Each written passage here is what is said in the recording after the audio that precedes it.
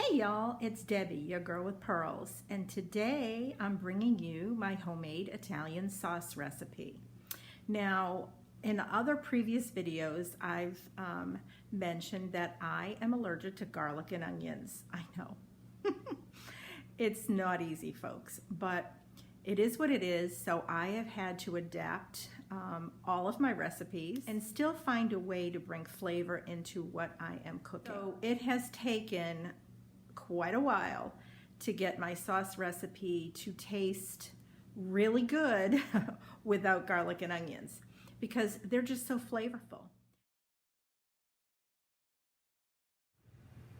So just a couple of tips, some things that I thought I'd share with you after learning over the years of trial and error. Adding balsamic vinegar to my sauce, I know it sounds crazy, huh?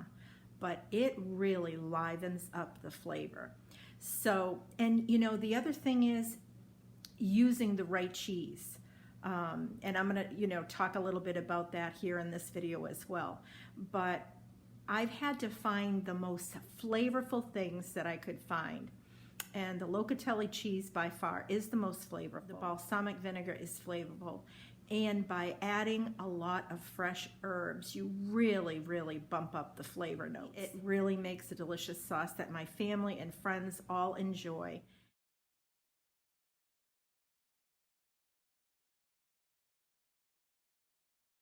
CENTO products, CENTO.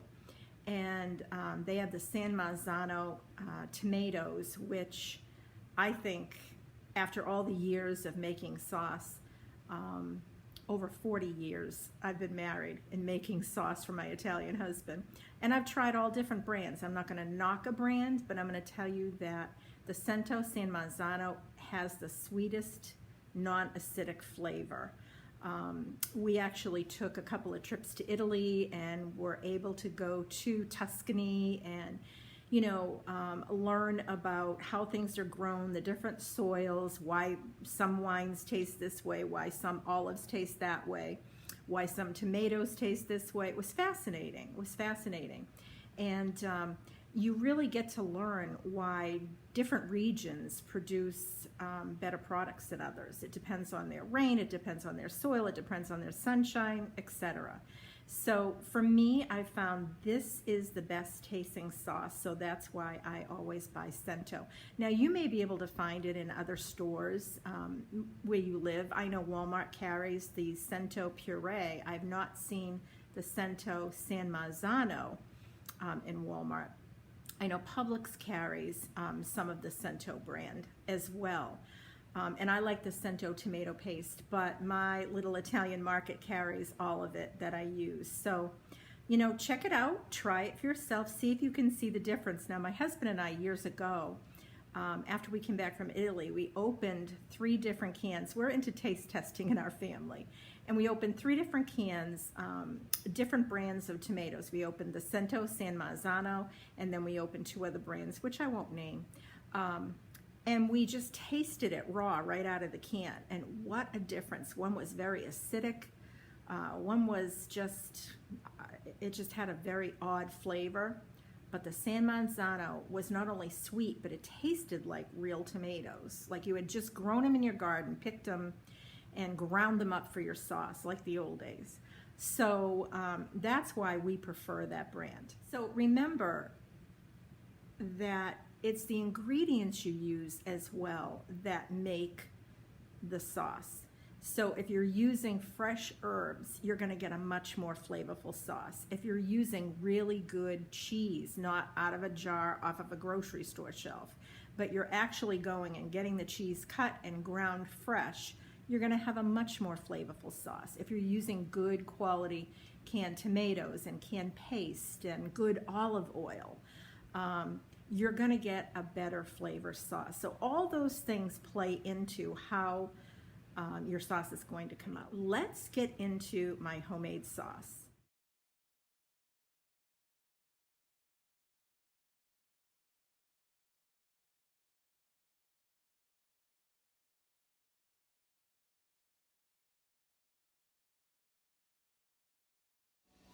Okay, to our olive oil now, we've added a jar of red roasted peppers.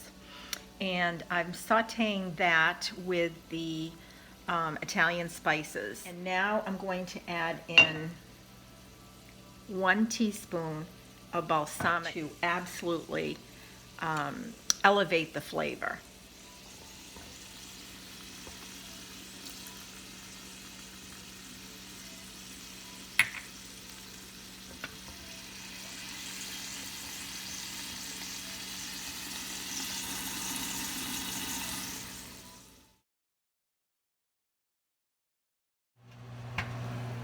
Now I'm going to add in 1 can of CENTO tomato paste and let all the flavors marry.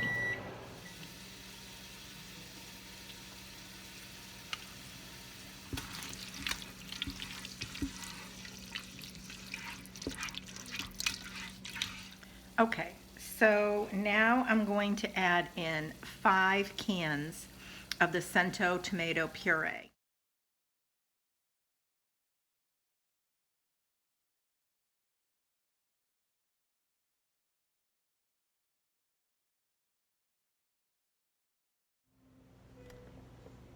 Now I'm adding in, this is 1 cup of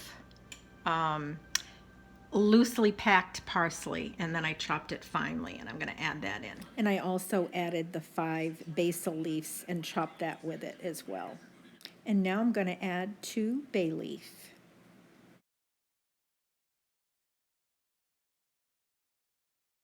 Today we got the rinds from the locatelli cheese, and I'm just going to add that right into the pot and just stir it all in.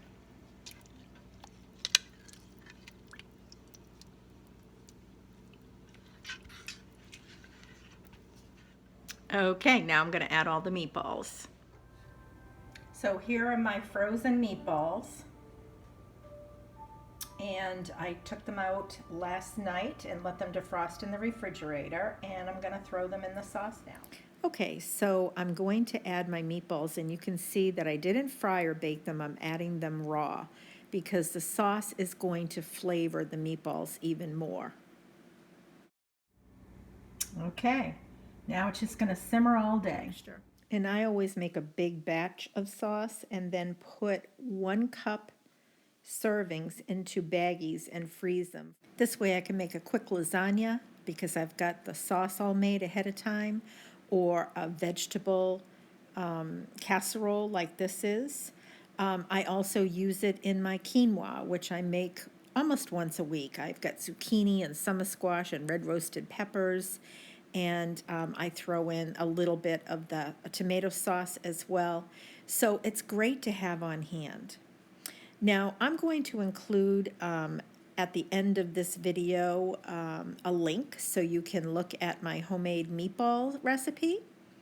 And I hope you enjoy my videos. I do DIYing, decorating, crafting, cooking, all things home. So if you haven't yet subscribed to my videos, I hope you'll consider subscribing. And if you enjoyed this video and videos like this, please give a thumbs up. That only helps my channel grow.